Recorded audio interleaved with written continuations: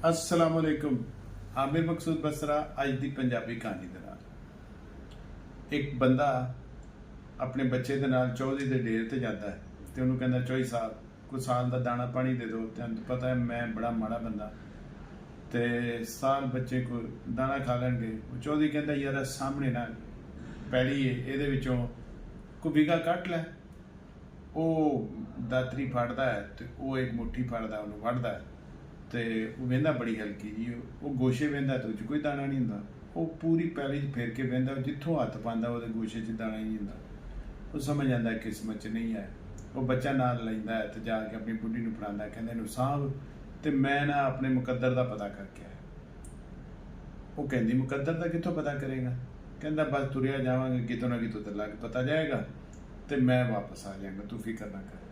वो तुर पैंदा राह च उहनूं रात हो जांदी। एक पिंड पहुंचदा है उतों लोगों को कहना कोई रोटी पानी दे दो को मैं मुसाफिर हाँ। वो कहते इतने कोल ही चौधरी है वो डेरे ते जा वो रोटी भी देगा तो वो तेन सुआएगा भी। वो डेरे ते चल जाता है। वो जाके चौधरी नूं दसदा है कि मैं सफर ते आया तो मैं अगां चलना किसी काम तो मैनू तेरी मेहरबानी कोई आसरा करो। वो रोटी छोटी खवांदा सुआंदा है। सवेरे उठ के उन्होंने नाश्ता नूश्ता करांदा है। जो तुरन लगता है चौधरी कहता यार चला तो है पर मैं दस कम किहड़े आया सा।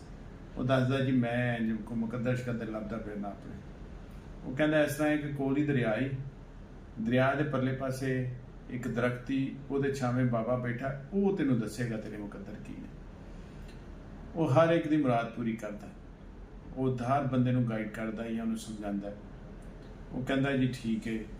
कहता चौधरी कहता पर मेरी भी एक गल पूछता है कि मैं बड़ा परेशान रहना मैनू सुकून नहीं बाकी सब कुछ अल्लाह का दिता है यह पुछी मैनू सुकून किवें आएगा।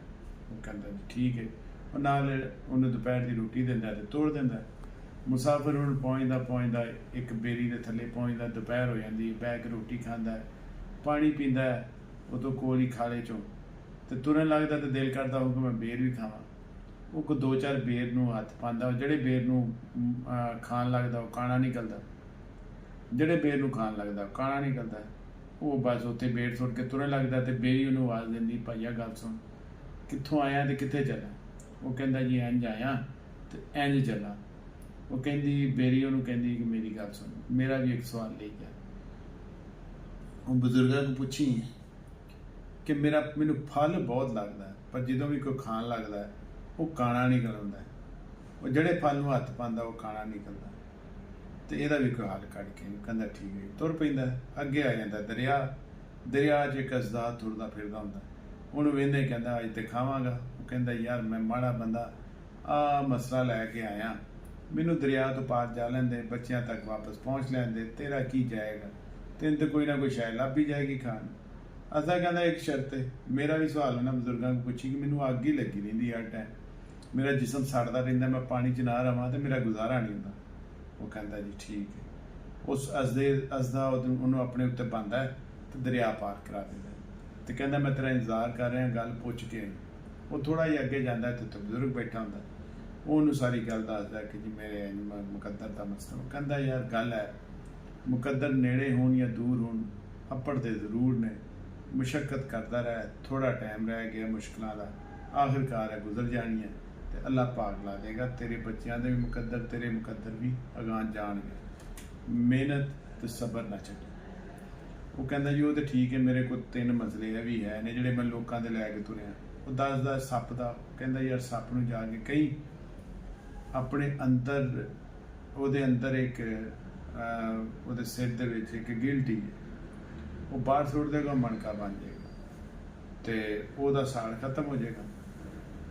बेरी नूं कई जड़ा भी बेर नूं हथ लाए बिस्मिल्ला करके उन्होंने फल दवे और पसंद नापसंद की बुनियाद ते लोगों ना वेख्या कर। ਉਹਦਾ काम है सिर्फ फल देना।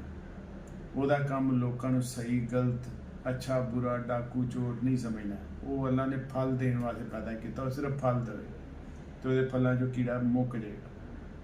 वो कहता जी ठीक है। तो कहता चौधरी उन कहता चौधरी की जमीन ना वंडी जाए उन्हें अपनी जवान तियां घर पाइया उन्होंने क्या उन्होंने ब्याह दे तेरी सारी टेंशन मुक जाएगी तेरे अंदर सुकून आ जाएगा।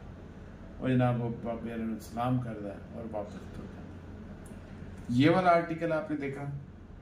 ये वाला आर्टिकल है maqsood.pk पर नेवी ब्लू 1 के नाम से।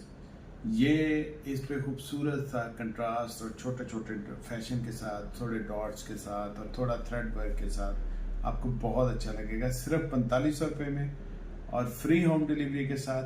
MAQSOOD.pk ज़रूर विजिट करें। अब आपसे इजाज़त चाहते हैं। अल्लाह हाफ़िज़।